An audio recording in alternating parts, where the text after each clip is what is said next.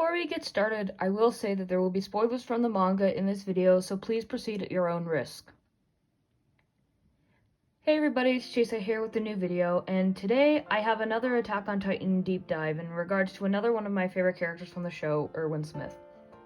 Now, a semi-hot topic within the fandom for some time has been the discussion around whether or not Erwin would support Eren in the Rumbling if he had been the one to receive the Titan Serum in the Return to Shiganshina arc.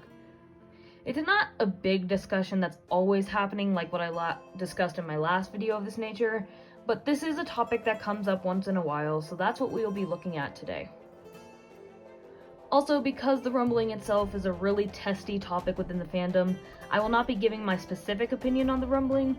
This video is meant to determine if Erwin would have supported the Rumbling, not a discussion of the event itself or my personal opinions. However, if you wish to discuss with other people in the comments about what your views on the Rumbling are, go ahead. But please be respectful of other views and opinions if someone does not agree with you. If I see any sort of harassment happening at all, your comment will be deleted and you face being blocked from my channel. Please be respectful to everyone. I want this to be a place for open and respectful discussion. Anyways, let's move on to the video. To start off, let's take a quick look at Erwin's background that got him to where he was before he passed. When Erwin was a kid, he attended a school where one day his class was being taught the history of the world within the walls by his father. Erwin listened, but had many questions about the history as he noticed many contradictions that didn't make any sort of sense. He asked his father why humanity had no memory of what happened before they lived within the walls, because even if they had lost all records of what had happened, the first generation should have been able to teach the later generations. But his father brushed him off and went back to teaching the rest of the class. Once they returned home that day, that's when Erwin's father began to talk to him about his own theories about what was beyond the walls, as he too thought the history he was told to teach was a bunch of hogwash. He told Erwin that he believed that the king had manipulated the people and changed their memories so he could better control them. At his young age, Erwin was too innocent to realize why his father did not want to discuss this in class, so he ran around town and shared it with all the other kids, and because of this, Erwin's father ended up being killed by the 1st Interior Military Police Squad. Once Erwin joined the trainees and befriended Niall, he shared the theory of the royal government hiding the truth about the world with him as well. Eventually, Erwin graduated and joined the Survey Corps, where he stopped sharing his father's theory with other people because he realized that everyone else was there to fight for the sake of humanity, while he was fighting for more selfish reasons. Regardless, he was a fantastic soldier and was eventually given his own squad, and it was during his time as a squad leader where he developed the long-distance scouting formation that would later be used to avoid combat with Titans as much as possible during expeditions.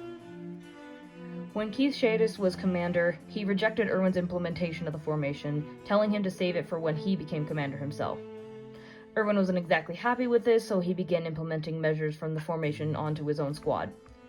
People in the towns and military began to notice over time that no one on Erwin's squad ever seemed to die, while those on Keith's squad always seemed to perish, leaving him as the only survivor. So now we have his backstory laid out to understand how Erwin grew into the character he was before he passed. I think it's pretty important to discuss this background because certain events that happened tie it into the reasons why many people believe Erwin would never support Eren or the Rumbling. But one thing I think we should discuss before moving on is how badly WIT Studio portrayed Erwin at certain points in the anime, as I believe it is largely a contributing factor to those who believe Erwin would have supported Eren. A lot of examples of WIT screwing up come from cutout scenes and context rather than blatant mischaracterization. For example, there's a scene at the end of Season 2, Episode 12, where Erwin is recovering from losing his arm after the mission to rescue Eren from Reiner and Bertolt. When we see the scene in Season 2, the scene starts just as Hanji arrives with the news of what was discovered in Connie's village. We don't get to see anything that was discussed before this moment, which is sort of a disservice as there was some context cut about Erwin. In the manga, we see the conversation happening between Erwin, Levi, and Pixis before Hanji arrives. They are simply discussing how humanity was really lucky that the hole in Wall Rose didn't exist, because they saw that even within the week it took to fully confirm this, people were already close to killing others to survive. If Wall Rose were to really fall, it would surely mean the end of humanity within the walls. After the short glimpse into that conversation, Levi interjects by saying that he understands if Erwin would rather get more rest than staying up and talking about the recent situation, and also says how it's bad that the man's right arm is now gone. This is when Erwin says, "How many hundreds of men do you think I've sent out to be eaten by titans? One arm isn't nearly enough to make up for that. I hope I'll be able to pay back the rest when I end up in hell." This is one bit of clear evidence to show that Erwin feels quite guilty about being a commander that sends soldiers into battle when it is very likely that they will die. He knows that a small injury in the grand scheme of things isn't enough to make up for that, and he still wishes to give more to repay all those soldiers who have died under his command. Remember how I said I didn't believe WIT outright intended to mischaracterize Erwin? Well, that isn't entirely true, because one example where I do personally believe Erwin was likely deliberately mischaracterized is in the second episode of the A Choice with No Regrets OVA. Now, I have absolutely no clue what happened in the second episode. Despite the mostly small changes from the manga, such as the outfits worn by the thug trio, I thought the first episode was really fun, and it was really cool to see how Erwin and Levi first met, as well as how Levi decided to join the Survey Corps. And then episode 2 happens. The Erwin in this episode is not the same Erwin from the main series or even the manga side story this OVA is based on. In those versions, Erwin is someone who fights to do what's right for his comrades and the rest of humanity, and in addition to his own selfish dreams. While he may come off as cold and uncaring to people who don't know him personally, behind the scenes he's genuinely a kind person.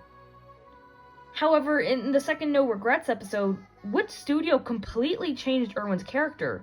They turned him from someone with a cold exterior but deep down is still a caring person into someone who is straight up just a cold and heartless douchebag. I genuinely don't know what happened and what choices were made to portray Erwin in this way, and it's low-key anger-inducing. If the person who made the original No Regrets manga had portrayed Erwin to be this cold-hearted jerk and WIT had kept that in the adaptation, then yeah, I'd still be salty, but at least then it would be an accurate portrayal of the source material and there'd be some consistency. But the No Regrets manga still portrayed Erwin as he is in the main series, caring and willing to do what's necessary to further aid humanity's fight against the Titans. That's what makes the second OVA episode so much worse. A specific example of this deviation from the No Regrets manga to the OVA is when Levi takes down a Titan on his first expedition beyond the walls. In the manga, after Levi finishes off the Titan, Erwin looks at him from afar with an expression that conveys just how proud he is of Levi's skills and how he knew Levi would be an important asset to the Survey Corps. He also doesn't even speak to Levi. He just stands aside and thinks to himself, "So your wings are the real thing after all, Levi." Erwin is happy and smiling here. He's proud and excited. However, the same scene in the manga is drastically different. After the Titan is killed, Isabel and Farlan, who are excited and celebrating their first kill with Levi, are stopped by Erwin, who rides over to the trio on his horse. He does say that their takedown of the Titan was impressive, but quickly moves on to criticize them, and in a really cold manner at that. The tone in Erwin's voice comes off as so cold and like he doesn't really care about Levi, Isabel, and Farlan's accomplishment. He doesn't seem excited or proud at all. He seems like he just does not care. Another important scene that is also changed from the manga to the OVA episode is how Erwin reacts after he finds Levi standing by Isabel and Farlan's corpses after they were killed by a group of Titans. In the manga, Levi slaughtered the group of Titans and Erwin comes over once noticing the carnage. You can even see a little glimmer of hope and pride in his eyes when he asks Levi if he was the one to kill all the Titans. Levi's first instinct is to lunge at the man and knock him off of his horse because of how incredibly upset he is. Levi reveals his true intentions to kill Erwin, and that's when Erwin reveals that he had known all along about what Levi was there to do. Levi, still upset, moves to kill Erwin, but he stops his blade with his own hand.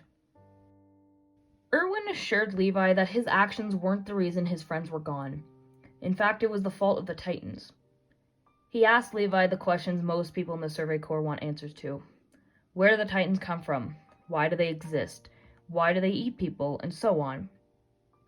Erwin tells Levi that humanity will never be able to gain the upper hand against the Titans if they stay within the walls, and that the Survey Corps are some of the few still willing to venture outside. Humanity's eyes have become clouded by the existence of the walls, and Erwin asks if Levi's eyes have remained clouded, if he's still willing to kill him and return to the underground. Erwin then says that the Survey Corps will never give up on going outside the walls, and then asks Levi to stay and fight with the Corps, as they truly need his incredible skill. You can see in the next few panels how much this speech of Erwin affected Levi.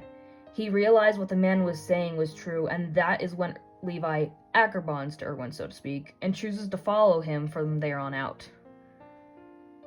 But the equivalent scene in the anime is just so frustratingly different.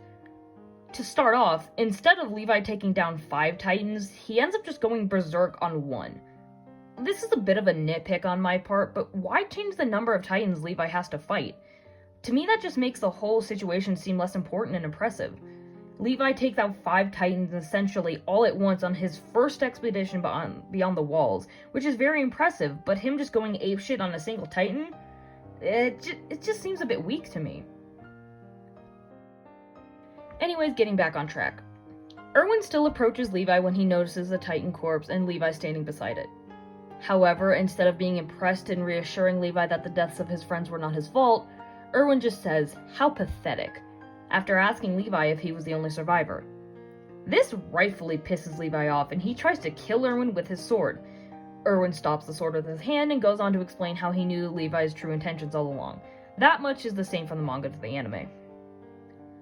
But the speech we discussed earlier that was in the manga, the speech where Erwin tries to instill hope in Levi and tell him how much he is needed above ground, that speech does not exist in the anime. All Erwin says is that Levi shouldn't regret his choices because it could affect his future decisions. There's no real attempt made to try and reassure Levi after he experienced something so traumatic. He just says, "Don't regret this," and then leaves. Even when he says that Levi should come with them, Erwin says, "The expeditions will continue. I expect you to come with us, Levi," rather than "Humanity needs your skill." It just comes off so cold, harsh, and unsupportive that I don't understand how the anime version of Levi so willingly followed Erwin afterwards when he acted like such a dick. The changes made to Erwin's character from the main series and the No Regrets manga to the OVA are drastic and become worse when you add in all the other stuff WIT Studio cut from the manga when animating the main seasons. A large portion of fans are not going to read the main series or No Regrets manga, so for people who only watch the anime and OVAs, they're going to see a misconstrued version of who Erwin really is. Their perspective on him will be warped. And can you really blame them? WIT Studio turned Erwin into some cold, heartless jerk when that's just not who he is. This warped perspective WIT gave a lot of fans is what a lot of people think is the reason as to why so many people are under the impression that Erwin would have supported Eren if he had survived. It's not the fans' fault for believing what they do when they were influenced by poor writing and portrayal of who Erwin really is. Now that we've discussed the reasons as to why people would likely believe Erwin would support Eren in the rumbling through WIT Studio blatantly mischaracterizing him, it's time to dive into the specific reasons why me and many others believe that Erwin would never support Eren. Of course, this is coming from a bit of a biased perspective via the opinions coming from me and my friends, but I do still think that this bias is somewhat beneficial in understanding Erwin better than some people who just simply pass him off as a heartless jerk. In the Royal Government arc, otherwise known as the Uprising arc, Erwin was the orchestrator of the uprising against the government that ruled within the walls. Of course he did this to make life for the Scouts a little easier when it comes to reclaiming Wall Maria, but the main reason why Erwin wanted to overthrow the government was because they were lying to their own people. There was a false king leading their world by image alone, while the real king ruled from the shadows and away from the public eye. It was a devious move made by the government, and Erwin sought to change that by putting a member of the true royal family on the throne. Erwin doesn't want the people within the walls to be deceived by a false king, so he makes a plan and overthrows the government. He does this for the people. And when informing Pixis of this plan, Erwin says how if everything goes the way he wants it to, then the plan will be successful and harm won't be brought to a single civilian. Erwin went out of his way to make sure normal people would stay safe. Another example from the same arc is when Rod Race's Titan is approaching Orvid District and Erwin is meeting with many garrison soldiers to discuss the plan on how they will deal with the Titan. At first, the plan seems very outlandish and makes Erwin look bad because he wishes to keep the citizens right where they are and to not have them evacuate. But he further explains that if they were to evacuate the citizens, the Titan would just plow right through the wall and follow them wherever they went because the Titans are just attracted to large groups of people. Erwin also mentions that if things did go south during the plan, the soldiers present would take any and all measures to make sure there isn't any harm brought to a single person. This all proves that Erwin does care for and always does his best to consider the safety of civilians in his plans. In the Return to Shiganshina arc, we are shown several examples that further convey the previously mentioned feelings of guilt Erwin has towards sending innocent soldiers to their deaths. Like I mentioned earlier when talking about Erwin's backstory, when he was a cadet, he would constantly talk to his friends about the theories his father held about what was truly outside the walls. However, once Erwin joined the Survey Corps, he stopped talking about his father's theory as often as he had as a cadet. For some time, he just thought he stopped talking about them for just some reason that he wasn't fully aware of. But as time passed, Erwin found that the reason was that he realized he was the only person fighting for himself and his own desires, while everybody else was fighting for the sake of humanity's advancement. In episode 2 of season 3 part 2, we see Erwin explain this thought to himself and how after he stopped talking about his father's theories, before he knew it, he was the commander and was giving orders to people, telling them to fight for humanity's benefit. Eventually, it got to a point where he stood atop a large pile of corpses of those who had died under his command. The dialogue in this scene itself doesn't really convey the guilt Erwin feels, but the tone in his voice via Ono Daisuke's fantastic voice acting plus several visual cues is what conveys this feeling of guilt. Erwin's voice is low and wavers a few times, especially towards the end of his sentence. He speaks almost in a whisper when he says the line about standing on a pile of his comrades' corpses. When it comes to the visual cues, Erwin has a frown on his face throughout the entire scene. And when the visual of him on top of the corpses comes up, his face is completely shrouded in darkness, with specifically darker shaded areas around the eyes and eyebrows to show how emotionally distraught Erwin really feels here. The audience can tell from the tone in his voice and the visual cues just how guilty Erwin feels for all the people who have died under his command while he's fighting for his own dream. Later on in episode 4, we see the crate scene where Erwin is explaining to Levi his plan for the suicide charge as the situation for the Survey Corps has gotten extremely dire. This scene is quite emotionally taxing as the background music and Ono D's powerful voice acting truly make the viewer feel what Erwin is thinking in this moment. He's desperate. All he wants to do is get to the basement and finally prove his father's theories because he finally has a chance and he's so close. The information he's been fighting for is finally within his grasp, but he's not able to get it. He has to die to save the remaining Survey Corps soldiers. While a lot of the dialogue here is focused on his more selfish desires for the information that lies within Eren's basement, we can still see at the beginning how Erwin knows that he will be leading even more soldiers to their deaths, this time quite literally. The suicide charge is the only realistic option left for the Survey Corps to escape the battle alive, and of course Erwin didn't want things to come to this. But this is the best option, and he hates that everything came to what it did. He doesn't want to have these new recruits die. He doesn't want to lead them to that. That guilt, combined with the despair he feels about not being able to reach the basement, makes this scene one of my favorites out of the entire Attack on Titan anime, even if I do nearly cry every single time I watch it. Erwin has his own selfish wants and desires, as every human does. We all want to accomplish something in life. It's not a problem if we fight for these selfish desires, to some extent anyways. Erwin's desire was to find out the truth of their world and to finally prove that his father's theories were correct. He wanted to prove that there was a possibility that humanity hadn't been fully wiped out outside the walls and that there was hope. However, the ways in which he went about achieving these goals puts a good amount of strain on his mind and mental health because to accomplish said goals, he ended up leading a large number of soldiers to their deaths on various expeditions. Many people died under his command while he was fighting for selfish desires. However, while Erwin was fighting for his own dream, this dream was also for the benefit of humanity as a whole. Erwin's selfishness turns out to be a benefit in a way. Personally, I feel like if people genuinely believe Erwin would have supported Eren and the Rumbling if he had survived the Return to Shiganshina arc, then they are blatantly misunderstanding who Erwin really is.